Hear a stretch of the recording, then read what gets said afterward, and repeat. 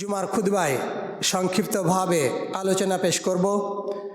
আমাদের কি মানতে হবে, আমাদের কি মানা উচিত, আমাদের কি বর্জন করা উচিত। আল্লাহ সুবহানাহু ওয়া তাআলা আমাদেরকে সৃষ্টি করেছেন আমাদের মাতৃকুলে, মায়ের গর্ভে। আমরা এমনিভাবে মায়ের গর্ভে আসিনি, পিতার মাতার মিলনের ফলে আমাদের জন্ম। এই জন্য আমি একজন বৈধ সন্তান। যদি কেউ তার পিতাকে অস্বীকার করে, আমরা তাকে বলি জারজ সন্তান। যে সন্তান তার পিতার কোনো হদিস জানে না, যে সন্তান তার পিতার কোনো নাম বলতে পারে না, আমরা তাকে আমাদের পারিভাষিক ভাষায় বলে থাকি জারজ সন্তান। বৈধ সন্তান হতে গেলে অবশ্যই তাকে মা স্বীকার করতে হবে। বৈধ সন্তান হতে গেলে অবশ্যই তাকে পিতা স্বীকার করতে হবে। পিতা মাতার উভয়ের মিলনের ফলে যাদের জন্ম, তারা হচ্ছে বৈধ সন্তান। যেমনিভাবে আল্লাহ সুবহানাহু ওয়া তাআলা আমাদেরকে দিয়েছেন কোরআন, অমনিভাবেই আল্লাহ সুবহানাহু ওয়া তাআলার রাসূল আমাদের দিয়েছেন সুন্নাহ। একজনকে মানতে গেলে অপরজনকে অপরিহার্যভাবে মানতে হবে, না হলে তুমি মুসলমান থাকবে না। আল্লাহকে মানবে, রাসূলকে মানবে না, রাসূলকে মানবে, আল্লাহকে মানবে না, সে কখনো মুসলমান থাকতে পারবে না। যে বলবে আমি মাকে মানি, বাবাকে মানি না, বাবাকে মানি, মা মানি না, সেই জারজ সন্তান। আল্লাহ সুবহানাহু ওয়া তাআলা বলেন, ওয়ামা ইয়ানতিকু আনিল হাওয়া ইন হুয়া ইল্লা ওয়াহয়ুন ইউহা। সূরা নাজম 51 আয়াত 3 এবং 4। এখানে আল্লাহ সুবহানাহু ওয়া তাআলা বলেন ওয়ামা ইয়ানতিকু, তিনি কথা বলেন না, মুখ থেকে কোনো কথাই বের করেন না। কে সেটা? মুহাম্মদ সাল্লাল্লাহু আলাইহি ওয়াসাল্লাম। আনিল হাওয়া, হাওয়া মানে কি? হাওয়া মানে প্রবৃত্তি, মান চাহাত, মনে যেটা চায় সেটাই যে কয় তাকে বলে হাওয়ার অনুসারী। মনে যেটা চায় সেটাই কয় তাকে বলে হাওয়ার অনুসারী, প্রবৃত্তির অনুসারী, মনের অনুসারী, মন গড়াত অনুসারী। তাহলে আল্লাহ রাসূল সাল্লাল্লাহু আলাইহি সাল্লাম সম্পর্কে আল্লাহ সুবহানাহু ওয়া তাআলা সার্টিফাই করছেন ওয়ামা ইয়ানতিকু আনিল হাওয়া। মুহাম্মদ তার নাম সাল্লাল্লাহু আলাইহি ওয়াসাল্লাম, যে প্রবৃত্তি অনুসারে নিজের পক্ষ থেকে হাওয়ার ওপরে উড়ে, হাওয়ার ওপরে ভর করে কোনো কথা বলেন না। যা বলে তা হচ্ছে ওহী, যা বলে তা হচ্ছে ওহী, যা বলে তা হচ্ছে ওহী।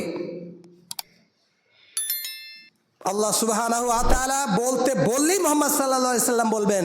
নিজের থেকে মুহাম্মদ সাল্লাল্লাহু আলাইহি সাল্লাম কোনো কথা বলার তার অধিকার রাখে না, থাকেও না। তাহলে আল্লাহ কোরআনে বলছেন ইল্লা ওয়াহয়ুন ইউহা, যতক্ষণ পর্যন্ত মুহাম্মদ সাল্লাল্লাহু আলাইহি সাল্লামের উপরে ওহী না করা হবে ততক্ষণ পর্যন্ত একটা কথাও মুহাম্মদ বলতে পারবে না। এর নাম হচ্ছে মুহাম্মদ সাল্লাল্লাহু আলাইহি সাল্লাম। একই সাথে আল্লাহ সুবহানাহু ওয়া তাআলা সূরা আলে ইমরান সূরা নম্বর 3 আয়াত নম্বর 31 বলছেন কুল ইন কুনতুম তুহিব্বুনাল্লাহ ফাত্তাবিউনি ইউহিব্বুকুমুল্লাহ ওয়া ইয়াগফির লাকুম যুনুবাকুম আল্লাহু গফুরুর রহিম। মুহাম্মদ সাল্লাল্লাহু আলাইহি ওয়াসাল্লাম, আপনি বলুন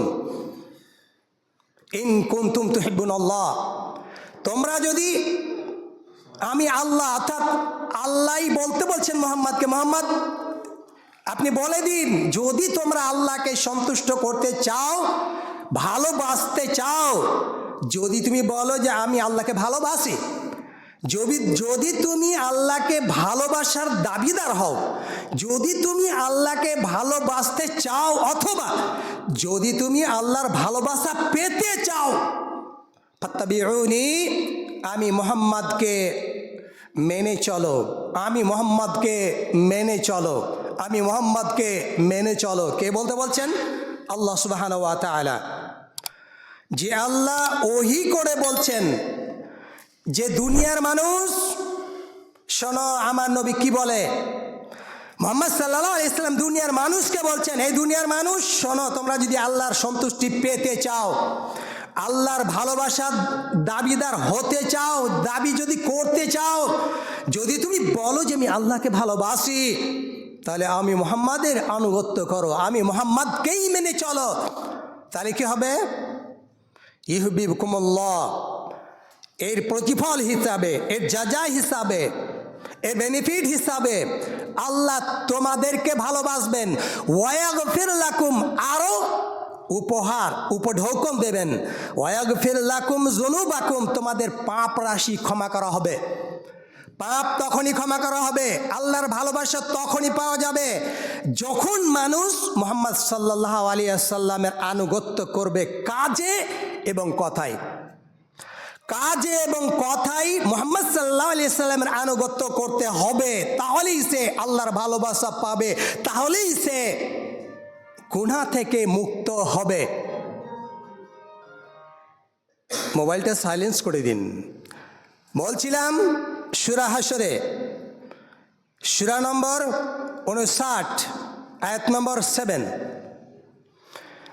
আল্লাহ সুবহানাহু ওয়া তাআলা বলেন, ওয়া মা আতাকুমুর রাসূলু ফাখুযুহু, ওয়া মা আতাকুমুর রাসূল, আমার রাসূল যা তোমাদেরকে দেবে, যা বলবে, যা করতে বলবে, তা তোমাদেরকে গ্রহণ করতে হবে, তাই করতে হবে।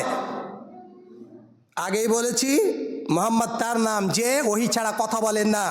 আল্লাহ আবার বলছেন, ওয়া মা আতাকুমুর রাসূলু ফাখুযু, আমার রাসূল মুহাম্মদ সাল্লাল্লাহু আলাইহি ওয়াসাল্লাম তোমাদের জন্য যা দেয় তা অ্যাকসেপ্ট করো। ওয়া মা নাহাকুম আনহু ফান্তাহু, যে জিনিস থেকে, যে নিয়ম থেকে, যে কানুন থেকে, যে কার্যাবলী থেকে তোমাদের বারণ করে তা থেকে বিরত থাকো। তাহলে একটা গ্রহণ করতে হবে, একটা বর্জন করতে হবে।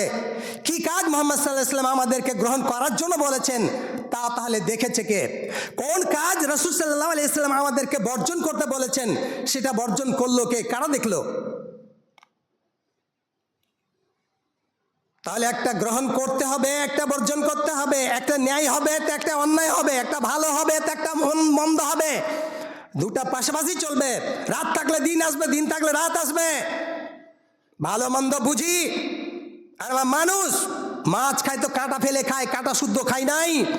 বাচ্চাকে যখন আমরা মাছ খাওয়াই তখন কাঁটাটা বেছে ভালো করে খাওয়াই, কাঁটা শুদ্ধ খাই নাই। কেন?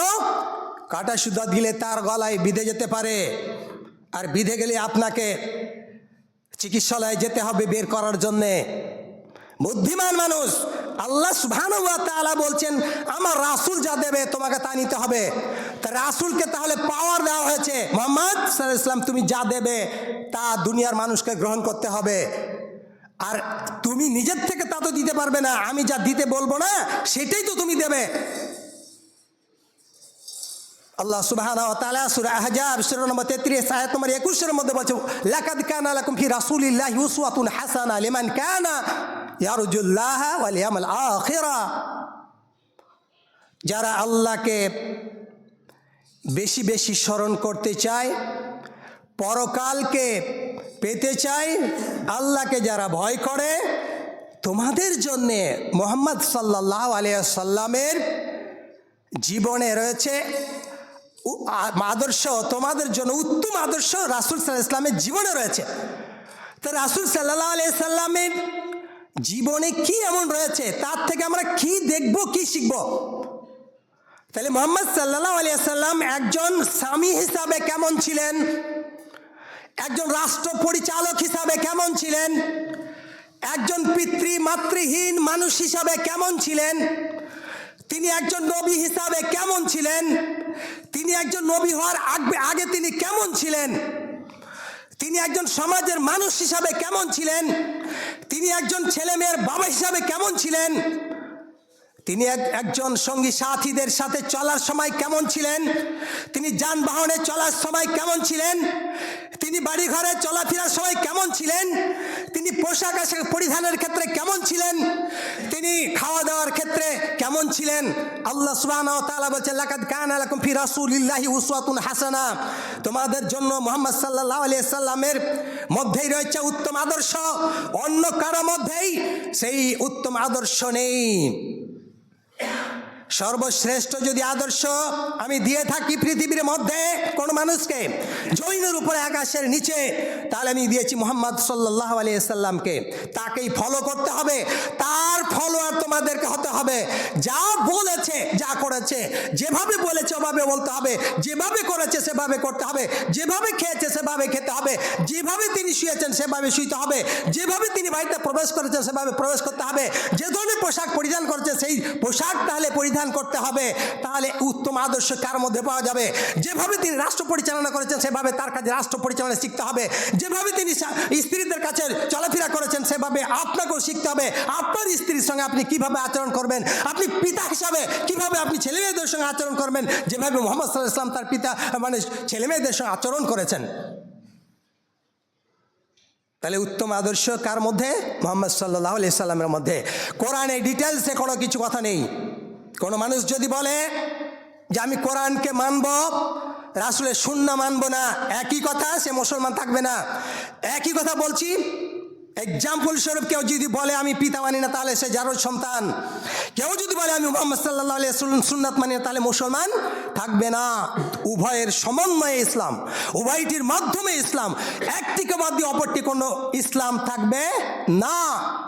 পৃথিবীতে তিনজন মানুষ পিতা ছাড়াই আল্লাহ সৃষ্টি করেছেন। একজন আদম আলাইহিস সালামকে কাদামাটি দিয়ে, আর মা হাওয়া আলাইহিস সালামকে আদম থেকে, আর ঈসা আলাইহিস সালামকে পিতা ছাড়াই তিনি সৃষ্টি করেছেন মারিয়মের গর্ভে। তাহলে আল্লাহ ক্ষমতাবান, মাতা পিতা ছাড়াও সৃষ্টি করতে পারেন, পিতা ছাড়াও সৃষ্টি করতে পারেন, মাতা পিতার মাধ্যমে সৃষ্টি করতে পারেন। স্বামী স্ত্রী থাকার পরে কোনো সন্তান নেই, এটা তারই ক্ষমতা। কত আপনি ওই পাটা নোড়া দিয়ে গাছ গাছাড়ি পিষাপিষি করলেন, সন্তান হয়নি, যাকে বলা হয় বন্ধা। তাহলে দেয়ার ক্ষমতা আল্লাহ সুবহানাহু ওয়া তাআলার। কিন্তু কেউ যদি বলে পিতা আমি অস্বীকার করি, পিতাকে মানি না, কেউ যদি বলে মুহাম্মদ সাল্লাল্লাহু আলাইহি সাল্লামকে মানি, মুহাম্মদ সাল্লাল্লাহু আলাইহি সাল্লামের কথাকে মানি না, কেউ যদি বলে আমি আল্লাহকে মানি, আল্লাহর কোরআনকে মানি, তাহলে সে মুসলমান থাকবে না। কেন থাকবে না? সূরা নিসা সূরা নম্বর 4 আয়াত নম্বর 59 আল্লাহ সুবহানাহু ওয়া তাআলা বলছেন, ইয়া আইয়ুহাল্লাযীনা আমানু আতিউল্লাহ ওয়া আতিউর রাসূল। হে ইমানদারেরা, যারা নিজেদেরকে মুমিন হিসাবে দাবি করছো, যারা বলতে চাও আমি মুমিন, শোনো তোমাকেই বলছি, আতিউল্লাহ আল্লাহর আনুগত্য করো। আবার এখানে বলছি ওয়া আতিউর রাসূল, আনুগত্য করো মুহাম্মদ সাল্লাল্লাহু আলাইহি ওয়াসাল্লামের রাসূলের। আপনি যদি বলেন যে আমি আল্লাহর আনুগত্য করবো, তাহলে কোরআনকে আপনি এক থেকে মানে শুরু থেকে শেষ পর্যন্ত পড়েন, আল্লাহর আনুগত্য হবে। রাসূলের আনুগত্য কোথায় পাওয়া যাবে? যেহেতু কোরআন পুরাটাই আল্লাহর বাণী, রাসূলের কোনো বাণী এখানে নেই। রাসূল হচ্ছেন প্রচারক, রাসূল হচ্ছেন তার মানে ব্যাখ্যাকারক। কিন্তু আল্লাহ সুবহানাহু ওয়া তাআলা তিনি কি বলেন? তিনি বলছেন ওয়াতিউল্লাহ ওয়াতিউর রাসূল, আল্লাহকে মেনে চলো, আমার রাসূলকে একইভাবে মেনে চলো। আল্লাহকে 100% মানতে হবে, রাসূলকে 100% মানতে হবে, 99% নয়। কেন? সূরা নাহল সূরা নম্বর 16 আয়াত নম্বর 44 আল্লাহ সুবহানাহু ওয়া তাআলা বলছেন ওয়ানজালনা ইলাইকা যিকরা লিতুবায়্যিনা লিন-নাসি মা নুযিলা ইলাইহিম ওয়া লাআল্লাহুম ইয়াতাফাক্কারুন।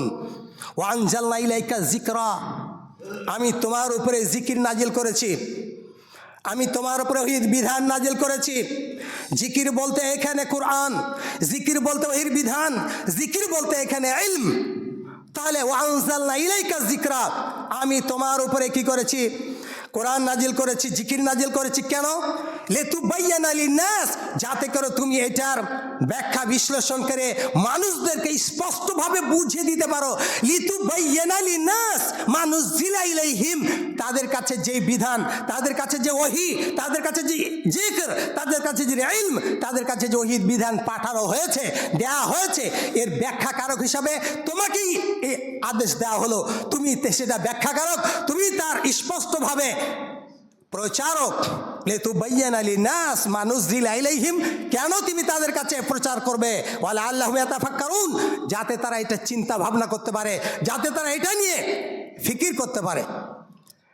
কোনো মানুষকে, যে মানুষ ইংরেজি বোঝে না, তাকে যদি ইংরেজি একটা ওয়ার্ড, একটা বাক্য শিখিয়ে দেওয়া হয়, তাহলে সে কিছু বুঝবে, কিছু বুঝবে না।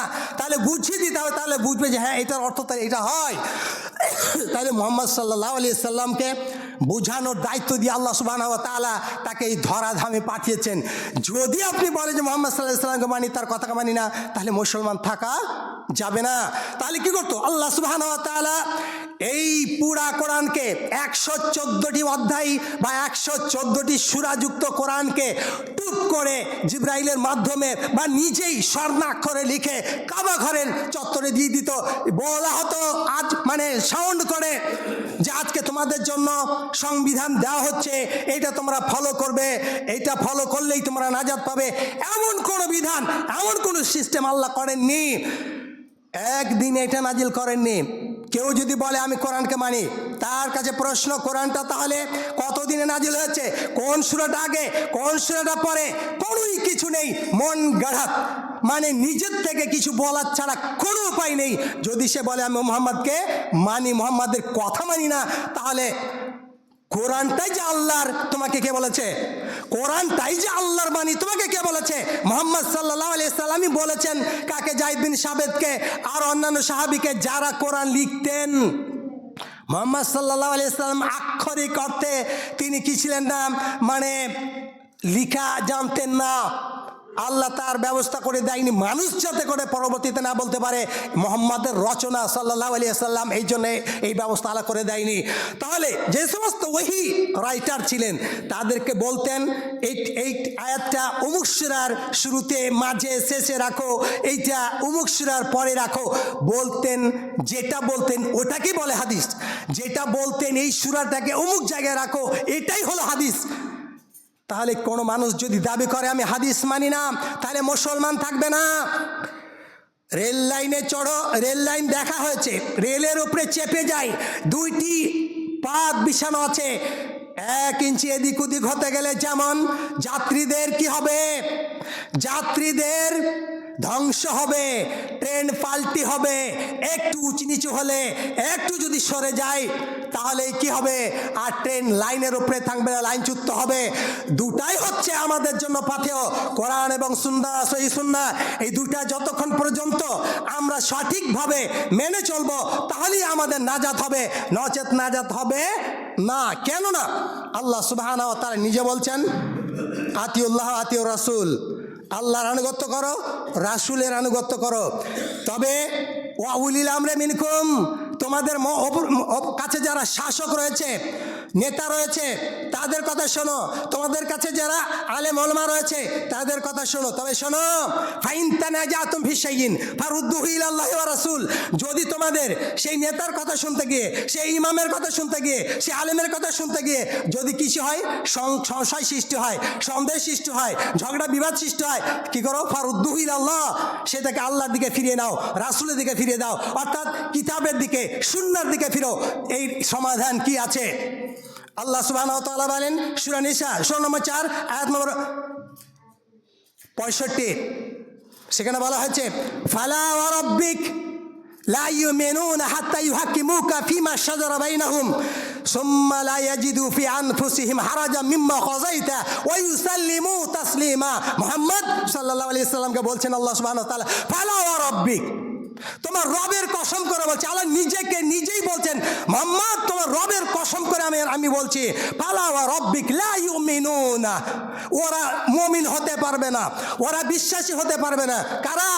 ওরা যারা নিজেদের মধ্যে কোনো গণ্ডগোল সৃষ্টি হয়েছে, কোনো বিষয় নিয়ে সংশয় সৃষ্টি হয়েছে, কোনো বিচার ফাইসলার জন্য তোমাকে বিচারক নির্ধারণ না করবে, যতক্ষণ পর্যন্ত তাদের মধ্যে যে গণ্ডগোল, সেই গণ্ডগোলের ঝামেলার বিচারক তোমাকে নির্ধারণ না করবে এবং তোমার সিদ্ধান্ত তারা মানে মেনে না নিবে সর্বান্তকরণে, ততক্ষণ পর্যন্ত তারা কি হবে না? মুমিন হতে পারবে না। ততক্ষণ পর্যন্ত তারা কি হবে না? বিশ্বাসী হতে পারবে না। তাহলে বিশ্বাসী হতে গেলে, মুমিন হতে গেলে মুহাম্মদ সাল্লাল্লাহু আলাইহি সাল্লাম মানুষের মধ্যে যে বিচার ফয়সালাটা করে দিয়েছেন কোনো বিষয়ে, সে বিষয়ের ফয়সালাটা সর্বান্তকরণে মেনে নিতে হবে। যদি না মানেন তাহলে মুমিন থাকবেন না। তাহলে বিচার মুহাম্মদ সাল্লাল্লাহু আলাইহি সাল্লাম কোরআনে কোথায় করেছেন? বিচার তো যদি কিছু করে থাকে, কিছু বলে থাকে, আল্লাহ করেছেন। আল্লাহ বলছেন মুহাম্মদ সাল্লাল্লাহু আলাইহি সাল্লাম যা ফয়সালা দিয়েছেন, বিচার করেছেন, সেটা কোনো মানুষ যদি এটা মেনে না নেই, যে আমার সন্দেহ হচ্ছে, আপনার এই বিচারটা আমি মানি না, তাহলে সে মুমিন হতে পারবে না। সম্মানিত উপস্থিতি, আমাদের ওহী মানার জন্য আল্লাহ সুবহানাহু ওয়া তাআলা বলেছেন, আপনি যদি সূরা মুহাম্মদ সূরা নম্বর 47 আয়াত নম্বর 33 লক্ষ্য করেন, যেখানে আল্লাহ সুবহানাহু ওয়া তাআলা বলেছেন, ইয়া আইয়ুহাল্লাযীনা আমানু আতিউল্লাহ ওয়া আতিউর রাসূল ওয়া লা তুবতিলু আমালাকুম। মুমিনগণ, তোমরা আল্লাহকে মেনে চলো, রাসূলকে মেনে চলো, তোমাদের আমল বাতিল করো না। তাহলে একটা বিষয় যদি আপনাকে প্রশ্ন করি যে আপনি কোরআনকে শুধু মানবেন, হাদিসকে মানবেন না, একটাই কথা, আপনি নামাজ কিভাবে পড়বেন, একটাই, বাকিগুলো তো আছেই। তাহলে ইসলামের মৌলিক বিষয় বস্তুই আপনি কি করেছেন? অস্বীকার করেছেন। অর্থাৎ আপনি হাদিসকে না মানার প্রকারান্তরে আপনি কোরআনকে অস্বীকার করেছেন। আপনি বুঝে উঠতে পারছেন না। কেন? আপনি আল্লাহু আকবার বলবেন, কোরআনে আল্লাহু আকবার শব্দটা সূরা ফাতিহা থেকে সূরা নাস পর্যন্ত খুঁজতে গেলে পাওয়া যাবে না। আল্লাহু আকবার যেটা বলে আমি কি করি, আমরা নামাজ বা সালাত শুরু করি, হাত বাঁধি, যেখানে বাঁধেন, বুকের ওপরে বাঁধেন, পেটের উপরে বাঁধেন, নাভির ওপরে বাঁধেন, নাভির নিচেই বাঁধেন, যেখানেই বাঁধেন, বাঁধার কথাটা তো আছেই। তাহলে কোরআনের সূরা ফাতিহা থেকে সূরা নাস পর্যন্ত 114টি সূরার মধ্যে কোনো জায়গায় হাত বাঁধার কোনো কিছু নেই। এখানে আমরা হাত বাঁধার পরে সানা নামক একটা দোয়া পাঠ করে থাকি, কোরআনের সূরা ফাতিহা থেকে সূরা নাস পর্যন্ত কিছু বলা নেই। তারপরে আমরা আউযু বিল্লাহি মিনাশ শাইতানির রাজিম বিসমিল্লাহির রহমানির রহিম পড়ি, সূরা ফাতিহা থেকে সূরা নাস পর্যন্ত কিছু বলা নেই যে কি পড়তে হবে। তারপরে আমরা সূরা ফাতিহা পড়ি, কোরআনে বলা নেই যে সূরা ফাতিহা দিয়েই তোমাকে নামাজ শুরু করতে হবে। তারপর আমরা বিসমিল্লাহ বলে আরেকটা সূরা শুরু করি, কোরআনে কোথাও বলা নেই যে আরেকটা সূরা তোমাকে বলতে হবে। আমাদেরকে আল্লাহ বলেছে ওয়ারকাউ মা'আর রাকিন, রুকুকারীদের সাথে রুকু করো, কয়টা রুকু করতে হবে কোনো নির্দেশনা নেই। আল্লাহ শুধু বলেছে অসজুদু, তোমার সিজদা করো, কয়টা সিজদা দিতে হবে কোনো নির্দেশনা নেই। তাহলে অবান্তর চিন্তা চেতনা ওই মানুষগুলোর মধ্যে এসছে, যা শয়তানের প্ররোচনায় প্ররোচিত হয়েছে। আল্লাহ সুবহানাহু ওয়া তাআলা কাছে আমাদের অকুল কণ্ঠে আমরা বলতেছি, আল্লাহ তুমি আমাদেরকে এই নব ফিতনা থেকে আমাদেরকে বাঁচিয়ে রাখো বলি আমিন। সময় স্বল্পতার জন্য ডিটেলসে আপনাকে বলার কিছু বলতে পারলাম না, তার জন্য দুঃখিত। আল্লাহ তুমি আমাদেরকে সঠিক বুঝ দান করো বলে আমিন।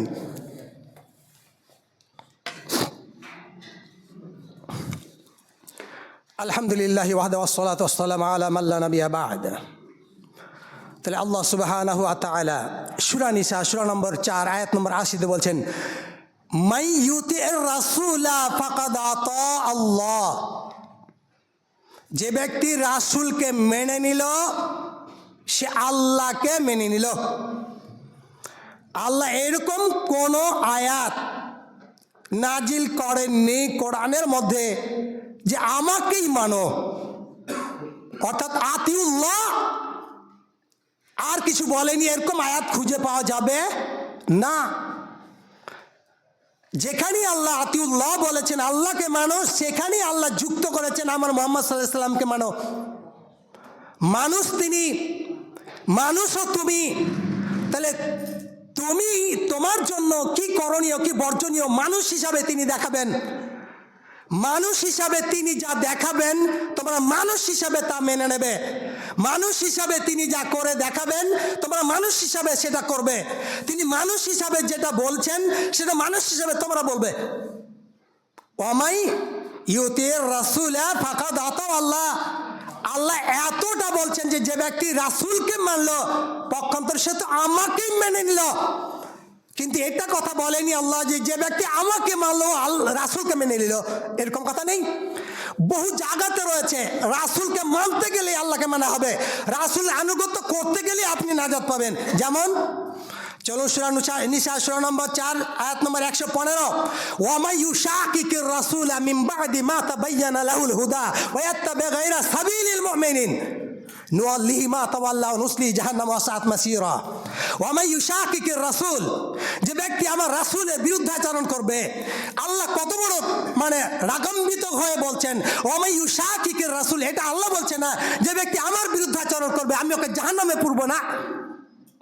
আল্লাহ বলছে ওয়া মান ইউশাকিকির রাসূলা মিন বাদি মা তাবায়্যানা লাহুল হুদা, তার কাছে হেদায়েত স্পষ্ট হয়ে যাওয়ার পরে যে আমার রাসূলের বিরুদ্ধাচরণ করবে, রাসূলকে মানবে না, রাসূলের কথাকে মানবে না, কি করবো তাকে আমি? নুওয়াল্লিহি মা তাওয়াল্লা, সে যেদিকে যেতে চাইবে সেদিকে আমি নিয়ে যাব, সে যা বলতে চাইবে তাকে তা বলিয়ে নেব। আপনি যা বলবেন বলেন না, কত বলবেন? যেদিকে চলতে চাইবে চলেন না, চলেন কত চলবেন? যেদিকে মানুষকে ডাকবেন ডাকেন না, কত ডাকবেন? মা তাওয়াল্লা, যেদিকে ডাকবেন যেদিকে চলবেন ডাকেন। অনুসলিহি জাহান্নাম, তবে শোনো তোমার পরিণাম কি হবে, তোমার আখের আঞ্জাম কি হবে, তোমার আখের আঞ্জাম নুসলিহি জাহান্নাম, আমি আল্লাহ তোমাকে বলছি তোমাকে জাহান্নামে পুরে দেব, বাঁচানেওয়ালা কেউ থাকবে না। ওয়াসাআত মাসীরা, আর এটা আশ্রয় স্থল হিসাবে, আবাস স্থল হিসাবে কত না কষ্টদায়ক, কতই না খারাপ। তাহলে জাহান্নাম কতই না খারাপ, ওর জন্য জাহান্নামটা খারাপ হবে যে আল্লাহ সুবহানাহু ওয়া তাআলা রাসূলকে কি করবে? মানবে না, বিরুদ্ধাচরণ করবে। তাহলে একইভাবে ওই যে বলছি 100% আল্লাহকে মানতে হবে, 100% মুহাম্মদ সাল্লাল্লাহু আলাইহি সাল্লামকে মানতে হবে। কেন? সূরা মাইদা সূরা নম্বর 5 আয়াত নম্বর 67 আল্লাহ সুবহানাহু ওয়া তাআলা বলছেন ইয়া আইয়ুহার রাসূল বাল্লিগ মা উনজিলা ইলাইকা মির রাব্বিক, তোমার রবের পক্ষ থেকে যা কিছু তোমাকে দেয়া হচ্ছে তা তুমি প্রচার করো, মানুষকে বুঝিয়ে দাও, মানুষের কাছে স্পষ্ট করে দাও। রাসূল সাল্লাল্লাহু আলাইহি সাল্লামের কাছে তাহলে আল্লাহর পক্ষ থেকে কি এসেছে? ওহী প্রত্যাদেশ এসেছে। আপনি সূরা আরাফের মধ্যে দেখতে পাবেন যে সেখানে বলা হয়েছে ইত্তাবিউ, তোমরা অনুসরণ করো মা উনজিলা, যা নাজিল করা হয়েছে তোমাদের রবের পক্ষ থেকে। তাহলে রবের পক্ষ থেকে কি নাজিল করা হয়েছে? বিধিবিধান। যদি কোনো এমন লেখা যে লেখাটা 1000 বছর পুরানো কিন্তু তার পাণ্ডুলিপি মানে লেটার রয়েছে, তার অর্থ অনুধাবন করা যায় না, ওইটা সংরক্ষণ করার কোনো ব্যাপার নেই, যেটা সংরক্ষণ করতে হবে। কেন? কিছু অর্থই তো বোঝা যায় না, এটা সংরক্ষণ করা না করা কেমন? কোনো কিছু না, দুটোই বরাবর। আল্লাহ সুবহানাহু ওয়া তাআলা এমনটি বলেনি, তিনি বলছেন ইন্না নাহনু নাযালনা যিকরা ওয়া ইন্না লাহু লাহাফিজুন, আমি কোরআন নাজিল করেছি আর এই কোরআন হেফাজত করার দায়িত্ব তো আমার। তাহলে কোরআনকে আমি নাজিল করেছি আর কোরআনের মানে হেফাজত করার দায়িত্ব আমার। কোরআন যেমন শুধু এই তার লেটারগুলো বাক্যগুলো তিনি সংরক্ষণ করবেন, তার ব্যাখ্যা বিশ্লেষণ সংরক্ষণ করবেন না এমনটি নয়। আল্লাহ সুবহানাহু ওয়া তাআলা যুগে যুগে কালে এমন লোক পাঠিয়েছেন যাদের কম্পিউটারের মতো ব্রেন ছিল, কম্পিউটারের মতো স্মৃতিশক্তি ছিল। যখন কম্পিউটারের জন্ম হয়নি, কম্পিউটার নামটাই মানুষ যখন জানতো না, তখন এমন মানে মেমোরি দিয়ে আল্লাহ সুবহানাহু ওয়া তাআলা মানুষ সৃষ্টি করেছিলেন যে মানুষগুলো সেগুলো তাদের স্মৃতি পড়ে ধরে থাকতো। তোমার বাপের নামে কি তোমার 14 গোষ্ঠী নাম বলতে পারতো, কিন্তু আমি আমার দাদা নাম তো জানি না। এমনও মানুষ আছে তার দাদার নাম জানি না, কিন্তু সাহাবায়ে কেরাম যেমন আবু হুরায়রা রাদিয়াল্লাহু তাআলা হাদিসে ওর নাম রয়েছে, কোরআনে হাদিসে নাম রয়েছে। মুহাম্মদ সাল্লাল্লাহু আলাইহি ওয়াসাল্লামের স্ত্রী আয়েশা রাদিয়াল্লাহু তাআলা, খাদিজা রাদিয়াল্লাহু তাআলা, অন্যান্য আরও স্ত্রী নাম আছে। তাহলে এই যে কোরআনকে যদি কেউ বলতে চায় কোরআনকে মানি আমি হাদিসকে মানি না, তাহলে আবু বকরকে অস্বীকার করতে হবে, উমরকে অস্বীকার করতে হবে, ইসলামকেই প্রকারান্তরে অস্বীকার করতে হবে। কেন না? নামাজের কোনো কথা আল্লাহ সেখানে ডিটেলসে বলেনি, বলেছে আকিমুস সালাহ, সালাত আদায় করো। কীভাবে করতে হবে? মুহাম্মদ সাল্লাল্লাহু আলাইহি ওয়াসাল্লাম বলে যে মুহাম্মদ কীভাবে করবে তা তুমি দেখে দাও। এই জন্য আমরা দেখতে পাই রাসূল সাল্লাল্লাহু আলাইহি ওয়াসাল্লামের কথাটাকে সংরক্ষণ করে রেখেছেন সাহাবায়ে কেরাম, যারা তার সঙ্গে ছিলেন, যারা প্র্যাকটিক্যাল দেখেছেন। আপনি থিওরিক্যাল মুখস্থ করে আছেন, প্র্যাকটিক্যাল দেখেছেন যারা, তারা বলছে সল্লু কামা রাআইতুমুনি উসাল্লি, ওভাবেই সালাত আদায় করতে হবে যেভাবে মুহাম্মদ সাল্লাল্লাহু আলাইহি ওয়াসাল্লামকে সালাত আদায় করতে দেখেছো। তাহলে আবু হুরায়রা তিনি সর্বাধিক হাদিস বর্ণনাকারী। কেন? আবু হুরায়রা লিখতেন না, কিন্তু আলী রাদিয়াল্লাহু তাআলা হাদিস লিখতেন, আব্দুল্লাহ বিন আমর বিন আস তিনি হাদিস লিখতেন। রাসূলের মানে জীবদ্দশাতে হাদিস লিখতেন। আবু হুরায়রা বলছেন, হে আল্লাহ রাসূল, আমি যা শুনছি তো আমি তো ভুলে যাচ্ছি, মনে রাখতে পারছি না। রাসূল সাল্লাল্লাহু আলাইহি ওয়াসাল্লাম বললেন, আবু হুরায়রা তুমি একটা চাদর পেতে দাও। চাদর পাতলেন, রাসূল সেখানে বসলেন, হাদিস বর্ণনা করলেন। বর্ণনা করার পরে আবু হুরায়রাকে বললেন, আবু হুরায়রা এবার তুমি এই চাদরটা বারাকাতান মানে তাবারুক হিসাবে গায়ে জড়িয়ে নাও। আবু হুরায়রা যখন গায়ে জড়িয়ে নিলেন, মুজিজা স্বরূপ তিনি যা শুনলেন তা তার নলেজে তখন থাকতে শুরু করলো। সর্বাধিক হাদিস বর্ণনাকারী হচ্ছে আবু হুরায়রা রাদিয়াল্লাহু তাআলা। যখন তিনি চাদর মুহাম্মদ সাল্লাল্লাহু আলাইহি ওয়াসাল্লামের পক্ষ থেকে পেলেন, জড়ালেন, তখন মুহাম্মদ সাল্লাল্লাহু আলাইহি ওয়াসাল্লাম যতদিন জীবিত ছিলেন আবু হুরায়রা বিয়ে করেননি। কেননা ইসলামের যে সমস্ত বিধিবিধান থাকবে সেগুলো আমাকে ওই বিয়ে করতে গেলে সাংসারিক মানে কাজের চাপে চলে যাব, তাই আমার কিছু শেখা হবে না, জানা হবে না, তাই বিয়ে করেন। রাসূলের মৃত্যুর পরে বিয়ে করেছেন তিনি। বহু কথা আপনি কি করে বলবেন যে কোরআনটা মানে কি বলে যে রাসূল লিখেছেন? না, রাসূলের মৃত্যুর কয়েক বছর পরে সেটা তো সাহাবায়ে কেরামই আবার ওটাকে কি করেছেন, গ্রন্থকারে প্রকাশ করেছেন। রাসূল সাল্লাল্লাহু আলাইহি সাল্লামের যেমন তিনি যা নাজিল হতো তা তো বলতেন, সাহাবায়ে কেরাম মুখস্থ করতেন, কেউ লিখে রাখতেন কোথাও কোথাও, সেগুলো তো তার জীবদ্দশাতে এই কাজটা হয় নাই। তাহলে আপনি বলবেন একদিন এ কোরআনটা আল্লাহ নয়। আপনি যেমন বলেন আমি 2 রাকাত নামাজ পড়বো আর পড়বো না, 2 রাকাত নামাজটা যে কখন পড়বে? যদি কোরআন দেখা যায় ও আল্লাহ বলছে যে আকিমিস সালাত, তোমরা সালাত আদায় করো লিদুলুকিশ শামসি ইলা গাসাকিল লাইল, সূর্য ঢালার পর থেকে শুরু করে নিয়ে তোমার 2 রাকাত নামাজ পড়তে হবে রাত 8টা পর্যন্ত। ইলা গাসাকিল লাইল, রাত আসা পর্যন্ত তোমাকে কি করতে হবে? 2 রাকাত নামাজ পড়তে হবে। কোন মায়ের বেটা কোন বাপের বেটা আছে এমন যে সে কি করতে পারে সূর্য ঢালার পর থেকে নিয়ে রাত 8টা পর্যন্ত 2 রাকাত নামাজে কাটিয়ে দেবে? কেন? আল্লাহ কোরআন বলছে। তাহলে এই কোরআনের ব্যাখ্যা রাসূল থেকে নিতে হবে। তুমি যদি নিজের থেকে নাও যে আকিমিস সালাত লিদুলুকিশ শামসি ইলা গাসাকিল লাইল, মানে নামাজটা শুরু করো সূর্য ডলা থেকে শুরু করে লাইল পর্যন্ত। যেমন আমরা কি বলি দৌড় দিই, ছেলেপুলেকে দৌড় দিই, এইখান থেকে নিয়ে ওই যে ওখানটা দৌড়তে হবে, তাহলে ওইখানে যেতে হবে এক দৌড়ে। মাঝে যদি তুমি বিশ্রাম নাও তাহলে তুমি ফেলিও। যদি বলো যে এখানে 2 ধাপ দিয়ে আবার বসবে, তাহলে কেউ দৌড়ে ফার্স্ট হবে না, ও দৌড়ই হবে না, ও সারা জীবনে ব্যর্থ থাকবে। দৌড়ি যেতে হবে ইলা দিকে, ওই পর্যন্ত যেতে হবে, ইলা পর্যন্ত। তাহলে একজন মানুষ এরা বলতে চাইছে যে আমরা সিয়াম পালন করি, আল্লাহ বলছে আতিমুস সিয়াম ইলা লাইল, তোমরা সিয়াম পালন করো রাত পর্যন্ত, অর্থাৎ এশার নামাজ পর্যন্ত তুমি সিয়াম পালন করো। কিন্তু না, রাত যেমনি আসবে তেমনি, রাত কখন আসে? সূর্য ডুবতে গেলে রাত আসে। তাহলে যেমনি সন্ধ্যা হবে তেমনি সিয়াম কি করতে হবে? ইফতার করতে হবে। কিন্তু নিজের থেকে মন খারাপ। 1400 বছর আগে মুহাম্মদ সাল্লাল্লাহু আলাইহি ওয়াসাল্লাম ব্যাখ্যা নেবে না, 1400 বছর পরে এসে নিজের মন খারাপ, তোমার ব্যাখ্যা কে নেবে? আল্লাহ সুবহানাহু ওয়া তাআলা বলছেন যখন কোরআন নাজিল হতো সূরা কিয়ামার মধ্যে বলা হয়েছে লা তুহাররিক বিহি লিসানাকা লিতাআজালা বি, মুহাম্মদ তুমি কোরআনকে কণ্ঠস্থ করার জন্য, মুখস্থ করার জন্য তাড়াহুড়া করো না, জলদিবাজ করো না। কেন? এই কোরআনকে তোমার হৃদয়ে জমিয়ে দেওয়ার দায়িত্ব আমি আল্লাহর। আর কি? লা তুহারিক লিসানাকা লিতাআজালা বি ইন্না আলাইনা জামআহু ওয়া কুরআনা ফাইজা কারানাহু ফাত্তাবি কুরআনা। আমার সেই ফেরেশতা জিবরাইল যখন তোমার কাছে কোরআন মানে পড়বে তখন তুমি শুধু অনুসরণ করো। ফাত্তাবি কুরআনা সুম্মা ইন্না আলাইনা বায়ানা, তুমি জিবরাইল যা বলছে তা শুনতে থাকো, তা মানে জমিয়ে দেওয়ার দায়িত্বটা আমার, এর ব্যাখ্যা করার দায়িত্ব আমার। কোরআনে কোথায় ব্যাখ্যা আছে? কোরআনে কোথায় ব্যাখ্যা আছে? আল্লাহ যেমন বলছেন সূরা বাকারা 2 আয়াত নম্বর 173 কি হুররিমাত আলাইকুমুল মাইতাতু ওয়াদ দামু ওয়া লাহমুল খিনজির, তোমাদের উপর হারাম করা হয়েছে মৃত জীবজন্তু আর রক্ত আর শুকরের গোশত। আর বাকি তাহলে হালাল?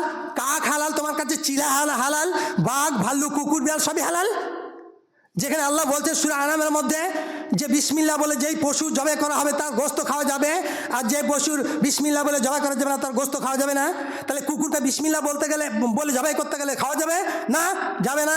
কেননা আল্লাহ সুবহানাহু ওয়া তাআলা রাসূল আমাদেরকে হাদিসে শাস্ত্রে জানিয়েছেন যে সমস্ত প্রাণী মাংসাশী প্রাণী তারা কি হয়, তাদের সুচালো দাঁত রয়েছে, তারা শিকার করে। যে সমস্ত পাখি তারা তাদের পা দিয়ে শিকার করে, ঠোঁট দিয়ে ছিঁড়ে খায়, এগুলো হারাম। তাহলে মুর্দা আল্লাহ হারাম করেছে। তো যারা বলে আমরা হাদিস মানি না, কোরআন মানি, তাহলে ওই ব্যক্তি কি ওই বাজারে গিয়ে মরা মাছ কিনে খায়? খায় না? মাছ মরে গেছে কেন? আল্লাহ বলছে হুররিমাত আলাইকুল মাইতাতু, তোমাদের উপরে মরার তো জিনিস হারাম করা হয়েছে, তো মাছ কিনে খাও কেন? ওই মাছ হাতির দিকে বলো না কেন মরা মাছ খাওয়া যাবে না, মরা মাছ বিক্রি করা যাবে না? যেটা খাওয়া হারাম তা বিক্রি করা হারাম।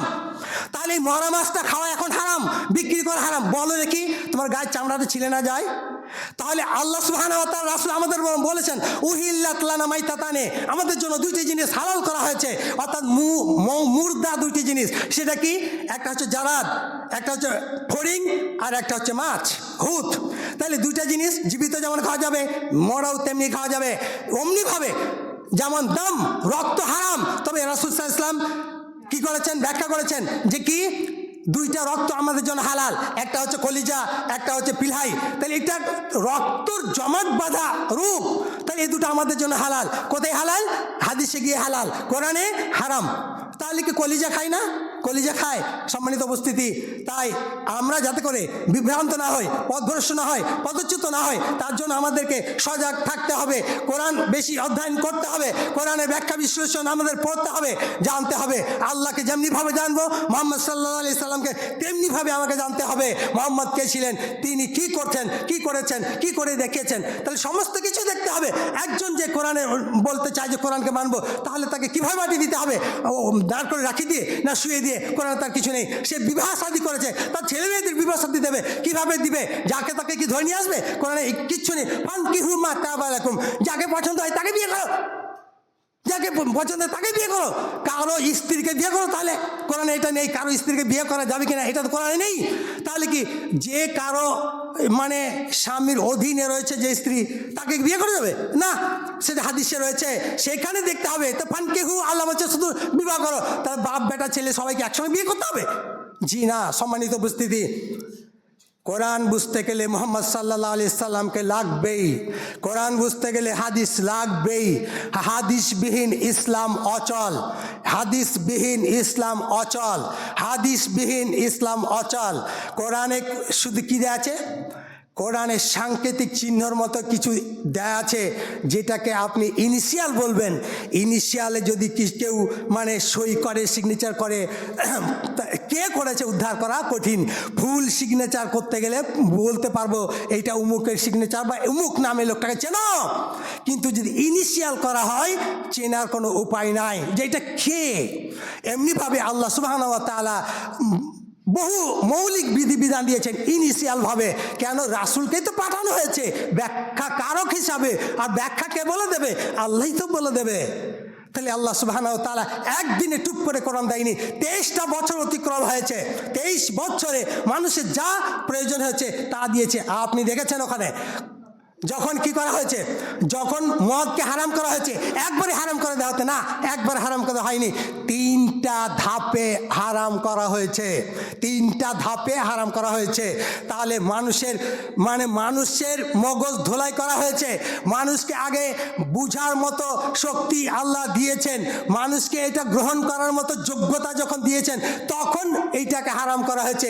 তাহলে জিনিসটা ধাপে ধাপে ধাপে ধাপে আল্লাহ সুবহানাহু ওয়া তাআলা এইগুলো দিয়েছেন। কোখানে ডিটেলসে রয়েছে, কোখানে সংক্ষেপে রয়েছে, ব্যাখ্যা বিশ্লেষণ মুহাম্মদ সাল্লাল্লাহু আলাইহি ওয়াসাল্লাম দিয়েছেন। আল্লাহ সুবহানাহু ওয়া তাআলা কাছে আমাদের আরাধনা প্রার্থনা, আল্লাহ তুমি আমাদেরকে সহি বুঝ দান করো, যাতে আমরা সহি সুন্নাহ মোতাবিক জীবনযাপন করতে পারি বলি আমিন।